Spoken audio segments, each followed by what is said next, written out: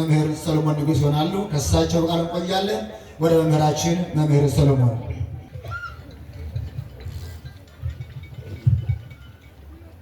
በስመ አብ ወወልድ ወመንፈስ ቅዱስ አሐዱ አምላክ አሜን። የትምህርታችን መነሻ የሚሆነን ቃል ደግሞ በሁለተኛ ጢሞቴዎስ ምዕራፍ 1 ቁጥር 10 ላይ ሕይወትንና አለመጥፋትን ወደ ብርሃን አውጥቷል የሚል ይሆናል። ሕይወትንና አለመጥፋትን ወደ ምን አውጥቷል? ወደ ብርሃን አውጥቷል። ያ የመጀመሪያው ሰው ትእዛዙን ሲያልፍ በሴቲቱና በአንተ መካከል በዘርህና በዘሯ መካከል ጠላትነትን አደርጋለሁ። እባቡ እና በእባቡ ላይ ተሰውሮ አድሮ የመጣው ሰይጣን የሴቲቱን ዘር የሰውን ልጅ ሁሉ ሰኮና እየቀጠቀጠ ደግሞም የሴቲቱ ዘር በአዳም በኩል የመጣው ደግሞ የጠላትን ኃይል እያዳከመ 5500 ዘመን ሁሉ ይጓዝ ነበረ። ይህ ብርሃን እንዳይመጣ፣ ይህ ሕይወት በእኛ ላይ እንዳይሰራ፣ ይልቁንም ሕይወታችን እንዳይበዛ 5500 ዘመን ሙሉ ሰይጣንም ስራውን ይሰራ ነበረ፣ እግዚአብሔርም ስራውን ይሰራ ነበር። እየሰማችሁ ነው? ሰይጣንም ስራውን ይሰራ ነበረ፣ እግዚአብሔርም ምን ይሰራ ነበረ? ስራውን ይሰራ ነበረ። ከፍርዱ አስቀድሞ ምሕረት የተሰጠው የሰው ልጅ እና ይልቁንም ደግሞ በላዩ ላይ የተፈረደበት እና ራሱን ተቀጥቅጦ እንደሚሸነፍ የተነገረው የቀደመው እባብ አዳምን ካሳተበት ጊዜ ጀምሮ በትንሣኤው ኃይል በመስቀሉ ነገር እስከሚሸነፍና እስከሚታሰር ድረስ የረቀቁ የክፋት ስራዎችን የጨለማ ተግባራትን ይሰራ ነበር። የሴቲቱ ዘር የእባቡን ራስ እንደሚቀጠቅጠው እንደሚያሸንፈው አዳምም ሰማ፣ ሔዋንም ሰማች፣ እባቡም ሰማ። እባቡ ላይ አድሮ ሔዋንንና አባታችንን ያሳታቸው ሰይጣንም ሰማ። ተመልከቱ፣ ሁሉም ሰምተዋል። አባታችንም ሰምተዋል፣ እናታችንም ሰምታለች፣ እባቡም ሰምተዋል። ደግሞ በእባቡ ላይ ተሰውሮ የነበረው ሰይጣን ሰምተዋል። ጦርነቱ፣ ጠላትነቱ የታወጀው ከዚህ ጊዜ ጀምሮ ነበረ። ሔዋን ስትሰማ ከገነት ከወጣች በኋላ ወዲያውኑ ስታረግዝ የቀደመውን እባብ ከገነት ያስወጣትን ሰይጣን ራሱን ቀጥቅጦ የሚያሸንፍላትና ወደ ገነት የሚያስገባት ስለመሰላት ቃየልን ስትወልደው ይበቀልልኛል፣ ያሸንፍልኛል ለማለት ስሙን ማን አለችው? ቃየል አለችው። ያላስተዋለችው ልብ ያላለችው ነገር ቢኖር የጠላትን ኃይል መጥቶ ወቀጥቀጠ ኃይሎ ለጸላይ ያን የቀደመውን ጠላት ራስና ኃይል ክፋትና መርዝ ቀጥቅጦ የሚያሸንፈው ከሴትና ከወንድ የተወለደው ሳይሆን ከምን ብቻ የተወለደው ነበረ? ከሴት ብቻ የሚወለደው ነበረ። እሷ ግን ያረገዘችው በሩካቤ ሥጋ ከአዳም መሆኑን ረስታ ብቻ ራሱን ቀጥቅጦ ያሸንፋል ስለተባለ ቃየል ሲወለድ ይበቀልልኛል፣ ያሸንፍልኛል፣ ወደ ቦታዬም ይመልስልኛል ብላ ቃየል አለችው። ቃየል ግን የእባቡን ራስ የሰይጣንን ኃይል መጥቶ የሚመልሳት ሳይሆን ወንድሙን የሚገድል ሆነ። ምኑን የሚገድል ሆነ? ወንድሙን የሚገድል ሆነ። ተመልከቱ። ያኔ ነው አባት ልጄ ብሎ ማልቀስ የጀመረው። ያኔ ነው ሰይጣን በሴቲቱ ዘር በኩል የሚመጣው ራሱን ቀጥቅጦ እንደሚያሸንፈው ሲነገር ሰምቶ ነበርና በማገዳደል ዘር እንዲቆም አንዱን ገዳይ ሌላውን ሟች አደረገ። እግዚአብሔር ደግሞ ስራውን ይሰራ ነበረ። ተመልከቱ። እግዚአብሔር ደግሞ ስራውን ይሰራ ስለነበረ ዘር እንዳይቋረጥ በአቤል ምትክ ሌላ አዳም ልጅ ሲወልድ ሴት አለው። የማን ምትክ መሆኑ ነው? የአቤል ምትክ መሆኑ ነው። ሴት ጾታ አይደለም፣ ስም ነው፣ ወንድ ነው። ምትክ ማለት ነው። ተወለደ።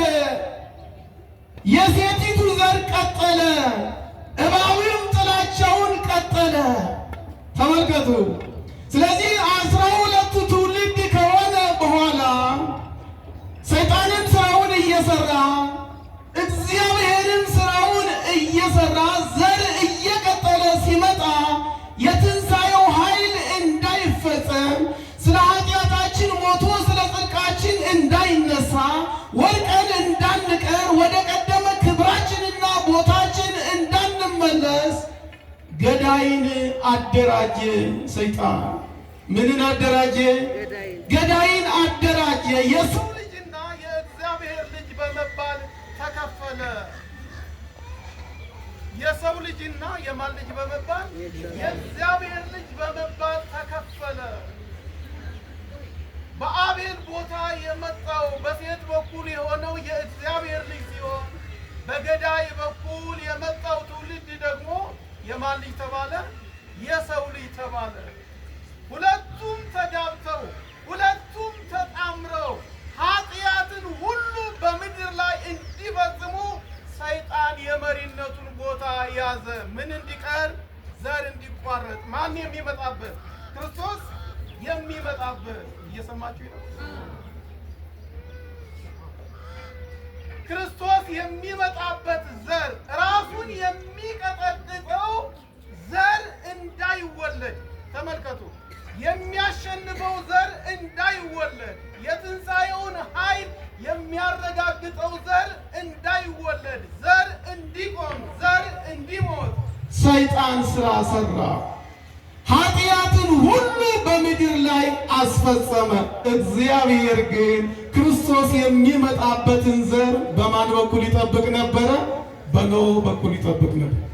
ልብ በሉ። ሰው ሁሉ ኃጢአትን ሲሰራ እግዚአብሔር ግን ክርስቶስ የሚመጣበትን ያ ማለት ድንግል ማርያምን በወገባቸው የያዙትን ሰዎች ምን ይል ነበረ? ይጠብቅ ነበር። ሰው ሁሉ ሲጠፋ ሰይጣን ደስታውን ሳይጨርስ እግዚአብሔር ግን በኖህ በኩል ምንን አተረፈ? ሰውን አተረፈ። ማንን የያዘ? የሴቲቱን ራስ የሚቀጠቅጠውን ዘር በወገቡ የያዘውን ማንን አተረፈ? ኖህን ከነ ቤተሰቦቹ ጋር 8 ሰዎችን አተረፈ። አሁንም ሰይጣን ምን አለ? ኧረ ተናገሩ። ተሸነፈ? አሸነፈ? ተሸነፈ። በማን በኩል? በኖህ በኩል። አሁንም ሰይጣን ተሸነፈ። ቀጣይ ስራዎችን ሁሉ ሰራ። እግዚአብሔር አሁንም ለራሱ ዘር፣ ለራሱ ልዩ፣ ለራሱ ቅዱስ አብርሃምን ሲጠራና በሱ በኩል የጠላትን ኃይል የሚመታውና የትንሣኤውን ኃይል የሚያውጀው ዘር በአብራኩ እንደሆነ ሰይጣን ሲረዳ ሳራን በጌራራ ንጉሥ በአቤሜሌክ ማስወሰድ ፈለገ። ተመልከቱ። ምክንያቱም ዘሩ የሚወለደው ከአብርሃምና ከሳራ መሆኑን ሰይጣን ስለተረዳ ስላወቀ፣ ሳራን ደግሞ አቤሜሌክ ወስዶ ካገባት ዘሩ ይቋረጣል፣ መሸነፍ ይቀራል ማለት። ያ መሸነፍ እንዲቀርና ዘሩ እንዲያከትም ሳራ መልከ መልካም ነበረችና ንጉሡ ቀምቶ ወሰዳት። የማን ስራ ነው? ኧረ ተናገሩ። የማን ስራ ነው? የሰይጣን ስራ ነው። ፈርቶ ስለነበረ በአንድም በኩል ዝምድና ስለነበረ ወንድሜ ነው አለች። እሱ እህቴ ናት አለ። ንጉሡ ወሰዳት ቀምቶ። የተራበ ስለነበረ ሽማግሌም ስለነበረ ውበቷ ደምግባቷ ድንቅ ነበርና ዘሩን የተሸከመች ነበረችና ወሰዳት። እግዚአብሔር ግን ንጉሡን ከላይ እስከ ታች መታና በሕልም ተገልጦ እሷ የነቢይ ሚስት ባለትዳር ናትና ምን በላት አለው? መልሳት አለ። ለምን? ድንግል ማርያምን በወገቧ ስለያዘች የሚመጣውን ዘርና አሕዛብን የሚባርከው የጠላትን ኃይል አድቅቆ የሰውን ልጅ ወደ ቀደመ ክብሩ የሚመልሰው በሳራና በአብርሃም ወገብ ነበርና ምን አለ? ተመለሰ። ማን አሸነፈ? ኧረ ተናገሩ። እግዚአብሔር አሸነፈ። አሁንም ሰይጣን ስራውን አላቋረጠም። የትንሣኤው ኃይል የመስቀሉ ነገር አለመጥፋታችን ሕይወት ወደ ብርሃን መገለጡ የሚገባን ይህንን ስናውቅ ተመለሰ። ተመልከቱ፣ ተመለሰ። ይህም ብቻ አይደለም። በኋላም ደግሞ እንደገና በሶዶምና በገሞራ ላይ አሁን በዓለማችን ላይ እየተንጸባረቀ እና ይልቁንም ደግሞ ሀገረ እግዚአብሔር ተብላ በተጠራችው ኢትዮጵያ እንኳ ሳይቀር ስሙ እየተጠራ ያለውን ግብረ ሰዶምን በዓለም ላይ ያስነሳ። በሰዶምና በገሞራ ማን? ሰይጣን። ምን ለማለት? ትውልድን ለማስቀረት። በዛን ጊዜም እግዚአብሔር ተመልከቱ አብርሃምን መርጦ አብርሃምን ጠብቆ ዓለምን አሻገረ። እንዲህ እያለ ጉዞ ሲቀጥል አሁንም ደግሞ አብርሃምንና ዘሩን የተሸከመውን ያዕቆብን በረሃብ ምክንያት ወደ ግብፅ ሰደደው። ማን? ሰይጣን። ተምራችሁት ይሆናል። ምክንያቱም እዚህ ሊቃውንት ስላሉ፣ ግን ጠልቆ እንዲገባችሁ ዳግም እንድትረዱት የመዳናችን እና የቆምንበት ታላቅ ቃል ስለሆነ የሴቲቱ ዘር ከግብፃውያን ጋር ከተጋባ ስለሚቆም እና ዘርም ስለሚቋረጥ ከነዓን ላይ ረሃብን አስነስቶ ያዕቆብና ቤተሰቦችን ወደ ግብፅ አሳደደ። በረሃብ ላይ ማን ማለት ነው? ሰይጣን። አንድ ቁጥር ሁለት ደግሞ ወንዶች ከሴቶች ጋር ካልተጋቡ ስለማይወልዱ በግብፃውያን በኩል አድሮ ወንዶች ሲወለዱ እንዲገሏቸው ቀዳሚውን ቦታ ይዞ ሰይጣን ቀዳሚ ሆኖ ፈርዖን ታዛዥ ሆኖ ወንድ ሲወለድ እንዲሞት ተደረገ። ምክንያቱም ወንድ ከሞተ ከሴት ጋር ጋብቻ ከሌለ ምን አይቀጥልም? ኧረ ተናገሩ። ምን አይቀጥልም? ዘር ካልቀጠለ ደግሞ ድንግል ማርያም ምን አትልም? አትመጣ። የሰይጣንን ኃይል የሚቀጠቅጠው ሰይጣን ደግሞ የሰይጣንን ኃይል የሚቀጠቅጠውና የሰውን ልጅ ወደ ቀደመ ክብሩ የሚመልሰው ክርስቶስ ደግሞ ምን አይልም? አይወለድም። ስለዚህ ወንዶች ሁሉ ከሞቱ ሴቶች ሳይወልዱ ቢወለዱም እንኳ የሚያገባቸው ስለሌለ አርጅተው ይሞታሉ፣ ዘርም ይቋረጣል የሚል ድህነትን የማቋረጥ ሂሳብ ሰይጣን ሰራና ወንዶች እንዲሞቱ አደረገ። እግዚአብሔር ግን በዛ ውስጥ ምንን ይጠብቅ ነበረ? ዘርን ይጠብቅ ነበር። 415 ዓመት ዘመን ከተጠናቀቀ በኋላ ከክርስቶስ ጋር መከራን የሚቀበለውን ሙሴን መርጦ እስራኤልን እንደገና ወደ ከነዓን መለሰ። ለምን? ያን የእባቡን ራስ የሚቀጠቅጠውን ዘር እስራኤል ምን ብሎ ነበርና? ተሸክሞ ነበርና ድንግል ማርያምን ይዞ ነበርና ወደ ከነዓን መለሰው። ከዛ በኋላ እያንዳንዱ ነገር ምን እንደሆነ ምን እንደተፈጸመ ከዘጸአት ጀምራችሁ እስከ ትንቢተ ሚልክያስ ድረስ ማንበብ ትጀምራላችሁ። በጋብቻ ምክንያት ዘሩን ለማስቀረት ሰይጣን ብዙ ጊዜ ደከመ። በብዔል ፌጎር ጣዖት አምልኮ ዘሩን ለማስቀረት ሰይጣን ብዙ ጊዜ ዋጋ ከፈለ። ይህን ሁሉ የሚያልፈው የእግዚአብሔር ጥበብ ግን የዘመናት ፍጻሜ ሲደርስ ከድንግል ማርያም ከሥጋዋ ሥጋ ከነፍሷ ነፍስ ነስቶ የሴቲቱ ዘር ያለ ዘራ ብእሲ ያለ አባት በግብረ መንፈስ ቅዱስ ከቅድስት ድንግል ማርያም ተወለደ። የማን ዘር? ኧረ ተናገሩ። የማን ዘር? የማን ዘር? የሴቲቱ ዘር። ያ የሴቲቱ ዘር በገዳመ ቆሮንቶስ 40 ቀንና 40 ሌሊት ጾመ። ያ የሴቲቱ ዘር በገዳመ ይቅርታ በባሕረ ዮርዳኖስ የነበረውን የዕዳ ደብዳቤያችንን ተጠምቆ ምን አለ? ደመሰሰ።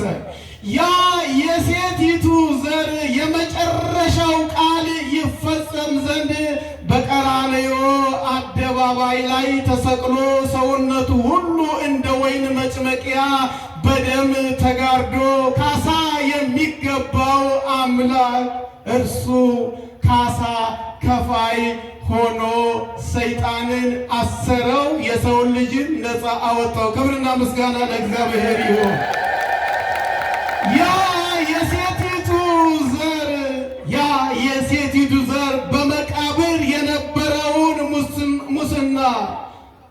ሙስናን የመቃብር መጥፋትን በትንሣኤ ሞትን በሕይወት ያሸንፈው ዘንድ ስለ ኃጢአታችን የሞተው ስለ ጽድቃችን በታላቅ ኃይልና ሥልጣን ተነሳ። ክብርና ምስጋና ለእግዚአብሔር ይሁን። ያ በታላቅ ኃይልና ሥልጣን የተነሳው መድኃኔ ዓለም ለእኔና ለእናንተ ሕይወትንና አለመጥፋትን ሰጠን። ምንና ምንን ሰጠን? ኧረ ተው ተናገሩ። ሕይወትንና አለመጥፋትን ሰጠን። 5500 ዘመን ሙሉ የሰው ልጅ ታሪኩ መጥፋት ነበር። 5500 ዘመን ሙሉ የሰው ልጅ ታሪኩ የቁጣ ልጅ ነበረ። 5500 ዘመን ሙሉ የሰው ልጅ ታሪኩ የመቃብር ታሪክ ነበረ። 5500 ዘመን ሙሉ የሰው ልጅ ታሪኩ ሞትን ማንገስ ነበረ። 5500 ዘመን ሙሉ የሰው ልጅ ለሞት መገዛት ነበረ። አሁን ግን ዘመኑ ሲፈጸም ሞትን ሲሽረው ሞት ከስልጣኑ ተሻረ፣ የሰው ልጅም ወደ ቀደመ ክብሩ ተመለሰ። ክብርና ምስጋና ለእግዚአብሔር ይሁን። ታዲያ የሰው ልጅ ወደ ቀደመ ክብሩ የተመለሰበትን ዘመን የምናስበው ትንሣኤ ላይ ሆነን ነው። ምን ላይ ሆነን ነው? ትንሣኤ ላይ ሆነን ነው።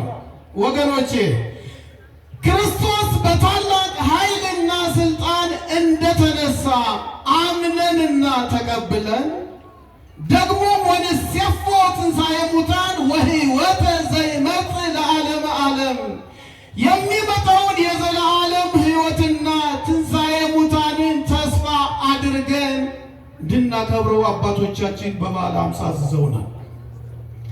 ወደ ኋላ በታላቅ ኃይልና ሥልጣን የተነሳውን የክርስቶስን ትንሣኤ ወደፊት ደግሞ የሚመጣውን የእኛን ትንሣኤ ተስፋ እያደረግን ማክበር ይኖርብናል። ግን ምን እያደረግን ይሆን እያከበርን ያለ ነው? አስተውሉ። እርሱ ከተነሳ በኋላ ትንሣኤውን እንዴት እሱ ከተነሳ በኋላ በታላቅ ኃይልና ሥልጣን ያለ አጋዥ ከተነሳ በኋላ ምንድነው ያደረገው? ምንድነው የሰራው? ምንድነው የሆነው ብለን እንድናከብር አሁንም አባቶቻችን አዘውናል። አስተውሉ። እርሱ ከተነሳ በኋላ መጀመሪያ የሄደው፣ መጀመሪያ የጠየቀው፣ መጀመሪያ የተገለጠው ታስተውላላችሁ።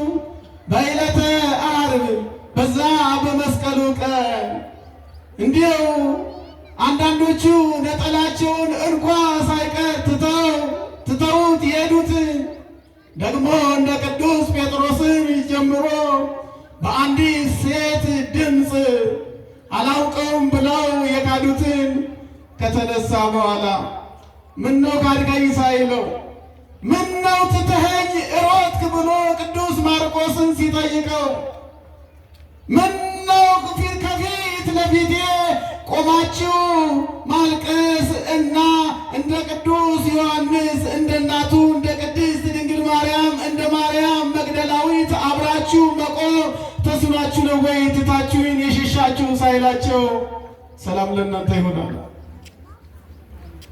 አያችሁ፣ ትናንትና በመከራችን አብረውን ያልቆሙ ሰዎች ይኖራሉ። ትናንትና ችግራችንን ያልተካፈሉ ሰዎች ሊኖሩ ይችላሉ። ትናንትና አብረውን ባያለቅሱ እንኳ እንባችንን ማበስ ያልቻሉ ሰዎች ሊኖሩ ይችላሉ። ትናንትና ታመን ማስታመም አይደለም በሕመማችን ላይ የቀለዱ ሰዎች ሊኖሩ ይችላሉ። ግን የትንሣኤውን ኃይል የምናውቅና በሞቱ እንድንመስለው መከራውን እንድንካፈል የምንሻ ከሆነ እንደ ክርስቶስ ትናንት ችግራችን የተለዩንን፣ እንደ ክርስቶስ በሐዘናችን የተለዩንን፣ እንደ ክርስቶስ በማጣታችን የቀለዱትን፣ እንደ ክርስቶስ የስምዖንን ያህል እንኳ መስቀላችንን ጎዳና ላይ መጥተው መሸከም ያልቻሉትን ሰዎች ሰላም ለእናንተ ይሁን እንበላቸው። ትንሣኤ ነው። ትንሣኤ ይህ ነው። አያችሁ። ሁለተኛው ደግሞ በክርስቶስ ትንሣኤና በእኛ ትንሣኤ መካከል ቆመን የኔ ትንሣኤ ምን ይመስል ይሆን ብለን እያሰብን በዓሉን እንድናከብረውና ባለመጥፋትና በተገለጠ ሕይወት እንድናከብረው አባቶቻችን አዝዘውናል። አዎ የክርስቶስ ትንሣኤ እንደ ኃያል እንደ ጎበዝ እንደ አንበሳ በታላቅ ኃይልና ስልጣን በሕቱም መቃብር በተዘጋ መቃብር እንደተነሳና አለባበሱም አገላለጡም ነጭ እንደነበረ እናስታውሳለን። ታዲያ መቃብሩ ላይ ድንጋዩን አንስተው የተቀመጡትን ቅዱሳን መላእክት ልብሳቸው ነጭ እንደነበረ ቅዱስ መጽሐፍ ነግሮናል። ታዲያ እኔ በሚቀጥለው የታላቁ ትንሣኤ ወቅት ስነሳ ምን ለብሼ እነሳ ይሆን ብለን እንድናከብረው መጻሕፍት ያዝዙናል። ምን አይነት ልብስ ለብሰን እንነሳ ይሆን? ወገኖቼ ትንሣኤ በግራና በቀኝ የመቆም አቅጣጫ አይደለም።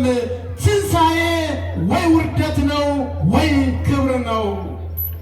ውርደታችንና ክብራችን የሚለካ ደግሞ የክርስቶስን ትንሣኤ ባከበርንበትና የእኛን ትንሣኤ በምንጠብቅበት ዛሬ ላይ በምንወስነው ውሳኔ ይሆናል። ታዲያ እንዴት እንድንነሳ እንፈልጋለን? ምን ለብሰን እንድንነሳ እንፈልጋለን? በትስ እንድንቆም እንፈልጋለን ካልን ውሳኔው ዛሬ ነው። እስኪ ራሳችሁን ፈትሹ፣ ራሳችሁንም መርምሩ። ቅዱስ ያሬድ እንደዚህ ይላል በዝማሬው ላይ እንዘ ሞትየ ትነግሩ ወእንዘ ትንሣኤየ ትታመኑ አንጽሑ ልበክሙ ወአመክሩ ሬሰክሙ። ሞቴን የምትናገሩ ከሆነ በትንሣኤም የምታምኑ ከሆነ ልባችሁን አንጹ አለ። ምናችሁን አንጹ? ኧረ በማርያም ምናችሁን አንጹ? ልባችሁን አንጹ። አያችሁ፣ ሞቱን ያለ ልብ ንጽሕና፣ የትንሣኤውን ኃይል ያለ ልብ ንጽሕና ማክበርና የእኛን ትንሣኤ መጠበቅ ሞኝነት መሆኑን ሲነግረን ትንሣኤውን ስታከብሩ ራሳችሁን ፈትሹ፣ ልባችሁን አንጹ። ልብ ልብስ አይደለም፣ በሳሙና አይታጠብም፣ በውሃም አይታጠብም። ልብ የሚታጠበው በምንድን ነው ካላችሁኝ፣ በንስሐ እና በቅዱስ ሥጋውና በክቡር ደሙ ነው። ዛሬ የተነሳውን የትንሣኤውን ኃይል አምነን ቅዱስ ሥጋውና ክቡር ደሙን ተቀብለን በክብር ከጠበቅነው ትንሣኤያችን የክርስቶስን ትንሣኤ ይመስላል። ክብርና ምስጋና ለእግዚአብሔር ይሁን። ግን ማን ይሆን ለዛ የሚበቃው ነው? ኦ አባ መሐሪ እደውየ ወእገርየ ዘቀነውኒ አይሁድ እኩያን። ኦ አባ መሐሪ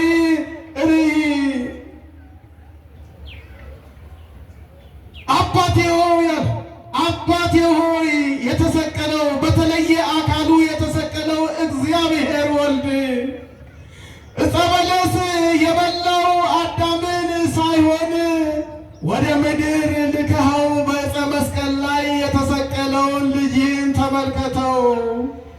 አባቴ ሆይ ዕፀ በለስን በልቶ ያሳዘነህን ሳይሆን በዕፀ መስቀል ላይ ተሰቅሎ ትእዛዝህን የፈጸመን ተመልከተው ካለ በኋላ ምን ይላል? ቅዱስ ያሬድ ዜማውን ሲዘጋ ተመልከቱ። ዘበላ ስጋዬ ወሰቴ ደሜ ወበትንሣኤ አነስኦ ምስሌ።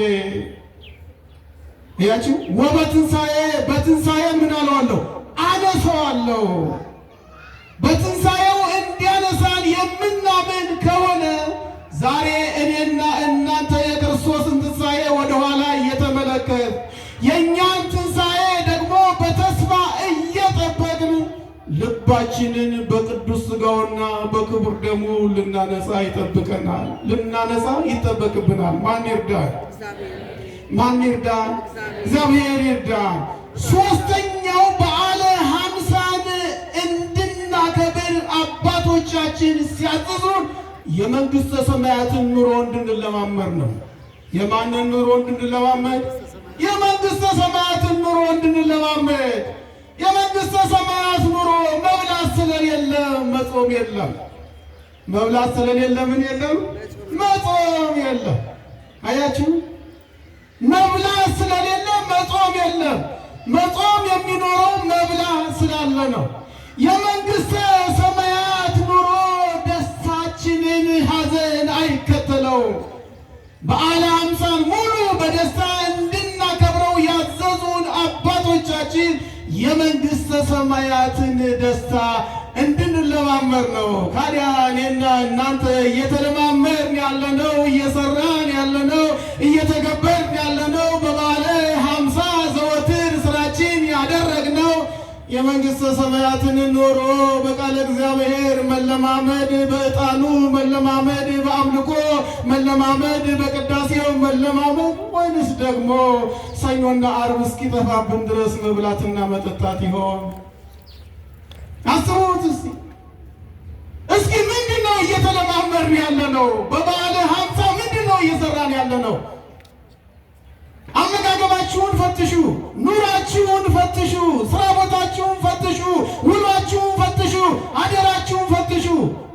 በበዓለ ሀምሳ እንድንለማመድና መንግሥተ ሰማያትን ቴስት እንድናደርግ እንድንቀምሳት በደስታም እንድናያት አባቶቻችን አዘዙን። እውነት ለመናገር ከኔና ከእናንተ ይልቅ አሁን በበዓለ ሀምሳ ያተረፉ ስጋ ቤቶች ይመስሉኛል።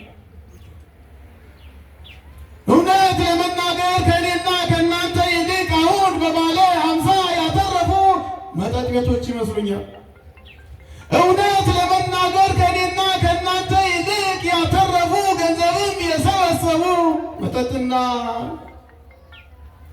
የሚበሉ ነገሮችን የሚጨበጭቡ የሚሸጡ ሰዎች ይመስሉናል። ግን አባቶቻችን እንድንለማመድና ተግባራችን እንድናደርገው ያዘዙን በበዓለ ሀምሳ ምግብንና መጠጥን ሳይሆን የምንድን ኑሮ ነው? የመንግሥተ ሰማያት ኑሮ ነው። ማን ይሆን አሁን በበዓለ ሀምሳ በዚህ በበዓለ ሀምሳ በደስታ ወቅት በትንሣኤው ኃይል ባለመጥማትና በተገለጠው ሕይወት ውስጥ ሆኖ እግዚአብሔር ሆይ መጨረሻ በሌለው ደስታ ታስገባኝ ይሆን? እግዚአብሔር ሆይ አሁን በእምነት አምኜሃለሁ፣ አንተን ፊት ለፊት ቆሜ አመልክ ይሆን? እግዚአብሔር ሆይ አሁን እኔ የማላቸው ቀንና ሌሊት መላእክትን ይጠብቁኝ ዘንድ አዝዘህልኛል። በኋላ የበዓለ ሃምሳ ደስታ የመጨረሻዬ ደስታ ሆኖ መንግሥተ ሰማያት የምገባ ከሆነ ገብርኤልን አየው ይሆን? ቅዱስ ሚካኤልን አየው ይሆን? 510 ዘመናት ሁሉ ከሰው ልጅ አልፎ አናብስትን አስለምደው እንደ ልጅ እያዘዙ የኖሩትን ጻድቁ አቡነ ገብረ መንፈስ ቅዱስን አየው ይሆን? በራሳቸው ቆዳ አሸዋ ተሸክመው ወንጌል የሰበኩትን ይቅር ብለኸኝ ንስሐ ገብቼ ቅዱስ ሥጋና ክቡር ደምን ተቀብዬ በበዓለ ሃምሳ የመንግሥተ ሰማያትን ደስታ በውስጤ አስቀምጬ አብሬያቸው ቆም ይሆን? እግዚአብሔር ሆይ መጨረሻዬ የት ነው? እባክህን የመንግሥተ ሰማያትን ደስታ እንድለማመድ ከመብልና ከመጠጥ ሐሳብ እንድወጣ እርዳኝ በሉት። ማን ይርዳ? ማን ይርዳ? እግዚአብሔር ይርዳ።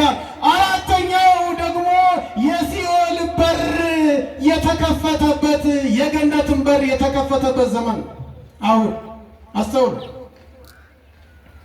የሲኦልን በር የተከፈተበት የገነትን በር ምን ያለበት የተከፈተበት። የሲኦል በር ለምን ተከፈተ ካላችሁኝ፣ ወበርበራ ለሲኦል። በዚህ በትንሣኤ ወቅት እኮ በትንሣኤው ቀን ሲኦል እንኳ ብርሃን ያገኘችበት ቀን ነው። ማን እንኳ ሳይቀር ሲኦል እንኳ ብርሃን ያገኘችበት ቀን፣ ሲኦል እንኳ ሳይቀር ብርሃን ባገኘችበት ቀን ቤቴ ሲኦል ሆኖ ይሆን? ሕይወቴ ለአንተ ሲኦል ሆኖ ይሆን? ብርሃን የሆንከውን ጌታ በጨለማ ሕይወት ውስጥ ሁኜ አላስገባም ብዬ በሬን የልቤን በር ዘግቼብህ ይሆን ብለን መጸለይ እንድንችል ነው። እለ ውስተ ሲኦል ጻኡ ወእለ ውስተ ጽልመት ተከሰቱ።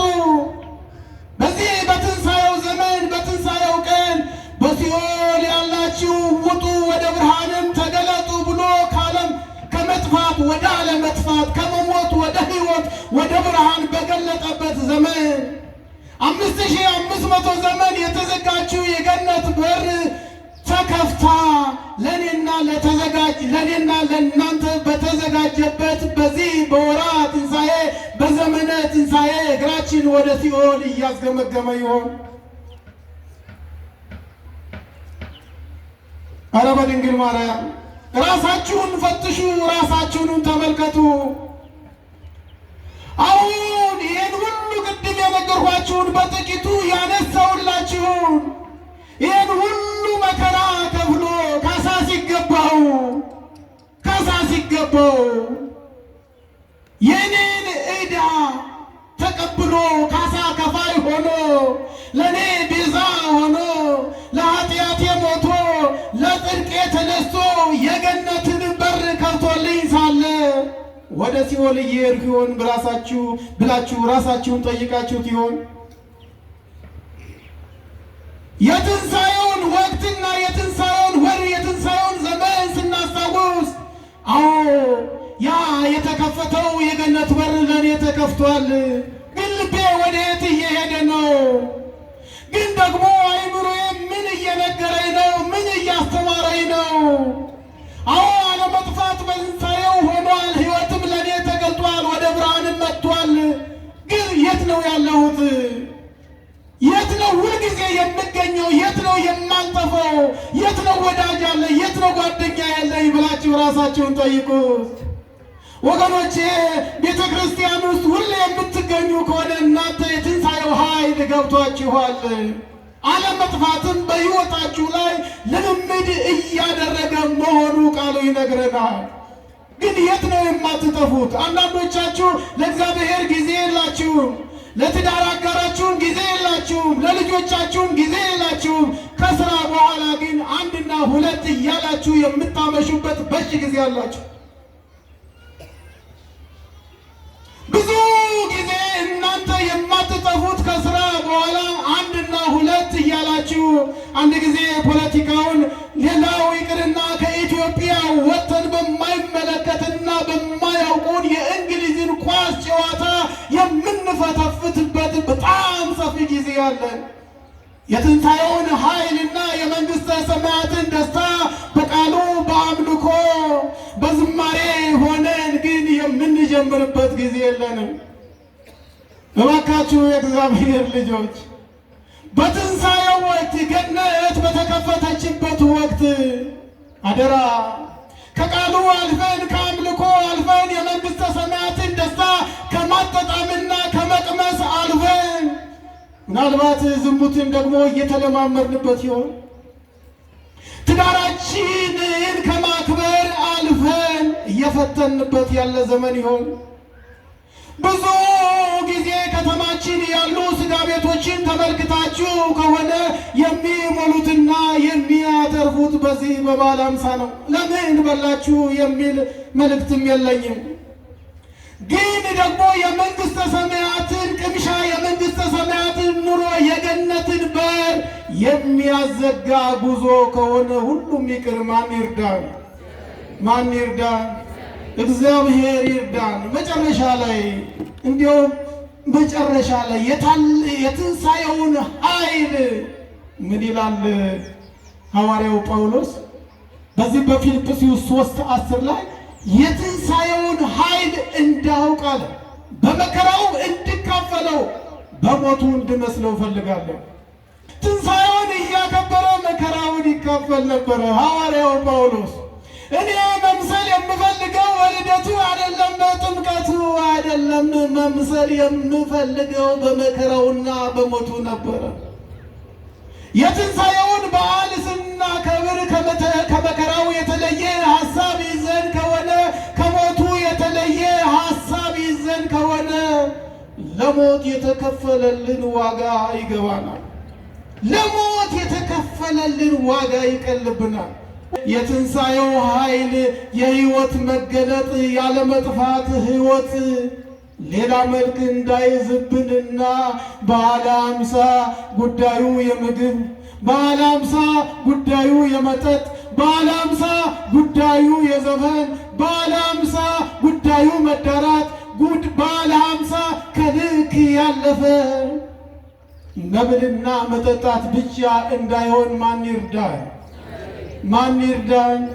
እግዚአብሔር ይርዳን። የትንሣኤውን ኃይል ለማወቅ መከራውን መካፈል፣ የትንሣኤውን ኃይል ለማወቅ በበዓለ ሃምሳ የመንግሥተ ሰማያትን ኑሮ መቅመስ መለማመድ፣ የትንሣኤውን ኃይል ለማወቅ የተበረበረችውን ሲኦልን ትቶ የተከፈተችውን ገነትን ለመውረስና ለመግባት የገነትን ሥራ መስራት፣ የትንሣኤውን ኃይል ለማወቅ በችግራችን ጊዜ ያልነበሩትን ሰዎች እንደ ኢየሱስ ምሕረት አድርገን ሰላም ለእናንተ ይሁን ማለት የአባቶቻችን አምላክ ሁላችንን ይርዳ።